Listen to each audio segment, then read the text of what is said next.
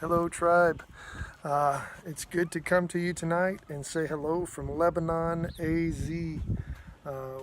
Where it's about 5 o'clock here in AZ, and it's Sunday, and we've just had a great time of worship this morning, a great time of spending time with the family here. And we just wanted to share with you some of the stuff that's going on and give you an opportunity to pray and see this region that we're ministering in this week.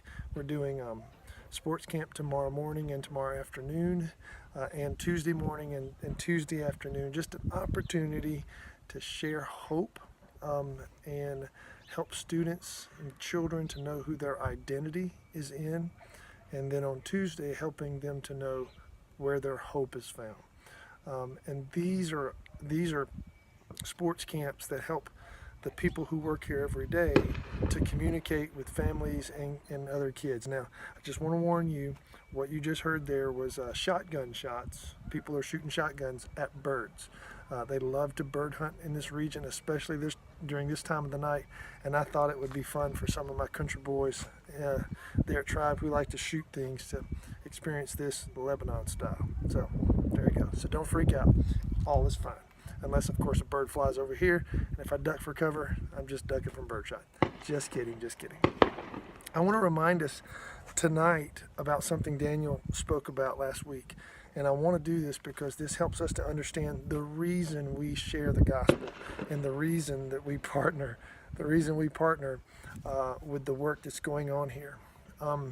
Daniel shared last week about the woman. You remember her? She was the one who was crawling through the crowd to get to Jesus just to touch his garment because for 12 years she had some kind of disease, some kind of bleeding condition that made her unclean.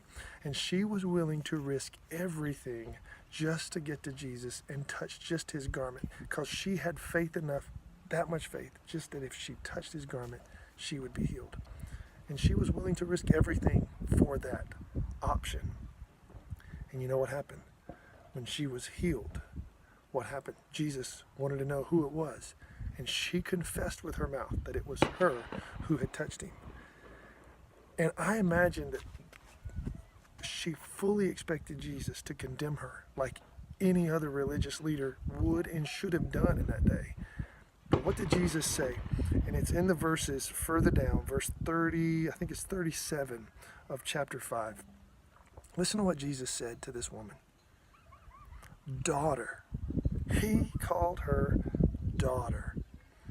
And I can imagine in my mind that he even stooped down to her level, this woman that the society around her considered dirty, unclean, untouchable. Jesus may have even laid his hands on her and said, daughter, your faith has made you well. Go in peace and be healed of your disease.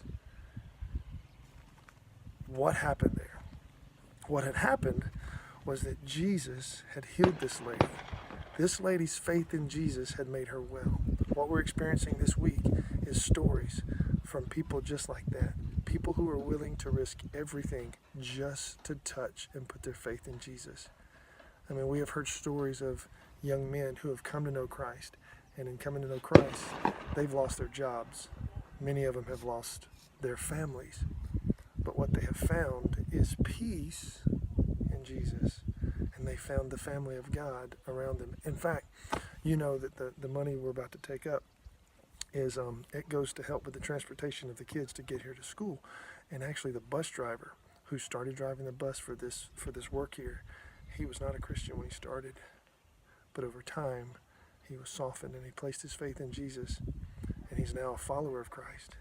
And we're praying for his wife to be the same. But they're seeing the love of Christ. They're experiencing the healing Christ gives. They're experiencing the hope that Christ gives. Now, this week, tomorrow, we're going to spend time in sports camp talking about identity and hope. And we want you to be praying that the Lord would open hearts to salvation, to see their true identity, and to see that Jesus is their true hope. Students, we need you to pray this week. We need you to pray diligently.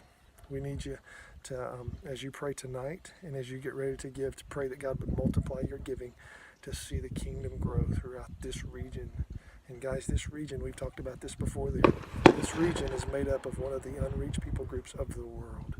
We are praying that their hearts would be opened and their eyes would be open.